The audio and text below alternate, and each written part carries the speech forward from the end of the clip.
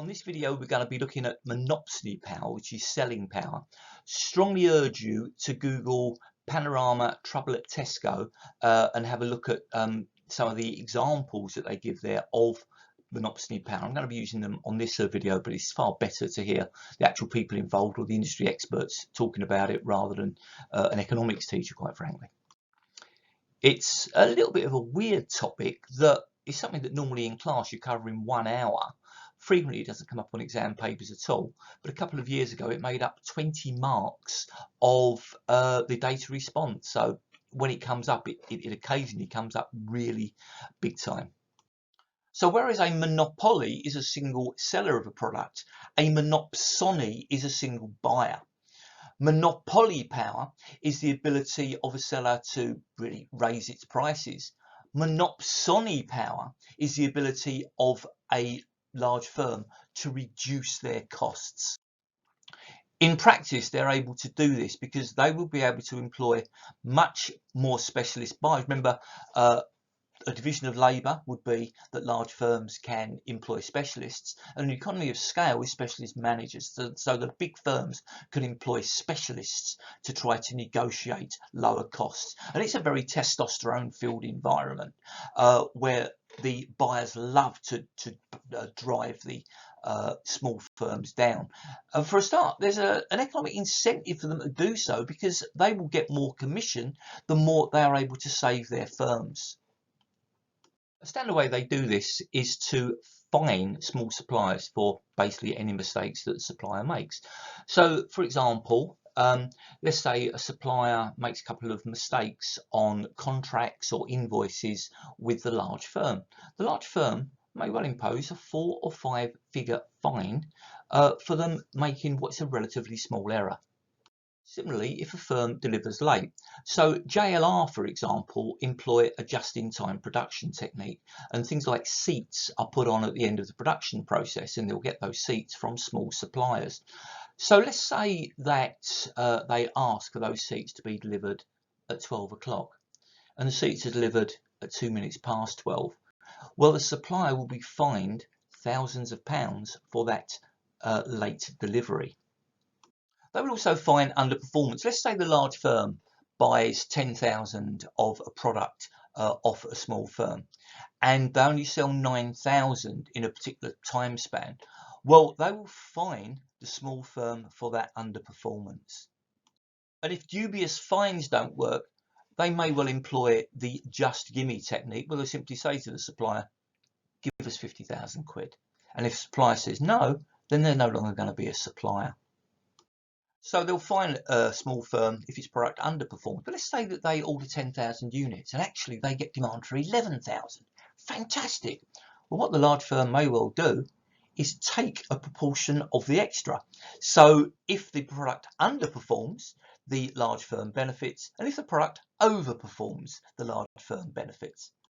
So what if the small firm says, no, we're not going to accept this ridiculous thing of fining us £10,000 for a couple of spelling mistakes, or we're certainly not going to just give you the money that you're demanding for nothing. Well, what the large firm may well do is threaten to delist the small firm. So the small firm is no longer a supplier to the large firm. Now, often with these small firms, the large firm is their only customer. So if they are delisted, then effectively they are no longer a firm. So faced with that, they may well cave in to the monopsonist. It's a diagram. I have to point out that you'll never be given a question where you have to draw the monopsony diagram. This is voluntary, so you might want to scan ahead. However, it's very similar to the monopoly diagram in concepts, and that is something where you do have to learn it for the paper.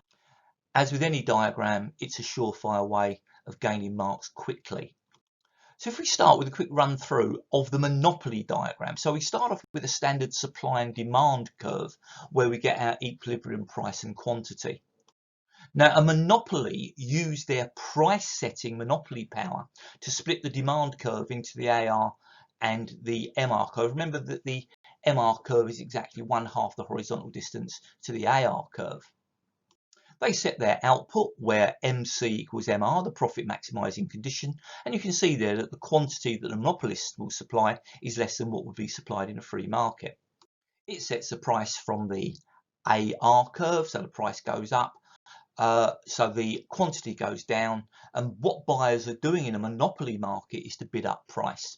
The monopsony diagram starts from the same basic supply and demand curve. A monopsonist uses their cost controlling monopsony power to split the supply curve into the MC curve and the AC curve. So the AC curve is the supply curve. The maths behind that we'll cover on the labour markets monopsony video, but for the moment just take my word for it that the MC curve is half of the horizontal distance to the AC curve for a straight line supply curve. So the profit maximizing quantity is got from when the MC curve cuts the demand curve, and you can see there that a monopsonist will be buying less than would be bought in a free market. But you get the price from the supply curve. So you'll notice that the cost that the monopsonist is paying, C monop, is less than the free market cost. So what the suppliers are doing is they are competing with each other to try to get the attention of this big, powerful buyer. Well, we need the paragraph that starts, however, to get the counterbalance or evaluation marks. Well, though a firm is small, it may well be providing something that the large firm desperately needs. So there are a couple of relatively small firms that supply Coca-Cola, but if Coca-Cola start to muck about with them, then they are going to lose that unique taste, because the ingredients that those small firms provide is what gives Coke its special taste. Similarly, Fox's is a much smaller firm than Tesco, but if you look at some of those brands that Fox's produces, Rocky, Echo, the Triple Bars, V&Es, they're not going to be someone who Tesco are particularly going to want to push around, because Tesco's customers love those products. And of course, small firms might change the market themselves in their favour by merging. So if we look at a company called Two Sisters Food Group, it's been around for less than 30 years.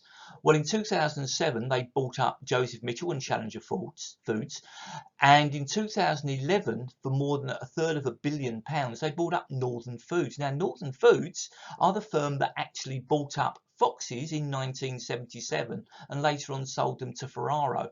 So small firms might not be as small if they are merging, and that might give them a bit of monopoly power to try to combat the monopsony power of firms like Tesco. And of course, the suppliers might be big in the first place. So there's a couple of wars that you can look into on Google. One's called Marmite Wars that occurred a few years ago, where Tesco were basically trying to set the prices of Marmite, but they were up against Unilever. And Unilever simply stopped delivering their products like Marmite onto Tesco shelves. So eventually a compromise was met. And similarly, L'Oreal were in a dispute with Tesco, where Tesco were trying to do the standard thing. They imposed £1 million worth of charges on them, fees, fines, standard thing. And L'Oreal just said nope, and they threatened to take their products off Tesco shelves. So again, if you're big, then it's more like King Kong against Godzilla. It's like monopoly against monopsony. The diagram for that is horrendous, but luckily it's not on the spec. The government also isn't going to like it if the large supermarkets throw their weight around. So in 2013, they set up the Groceries Code Adjudicator that was later on given the power to fine supermarkets a maximum of 1% of their revenue. Now, if you look at predatory pricing or collusion, they could potentially be fined 10% of revenue. So that doesn't sound that much.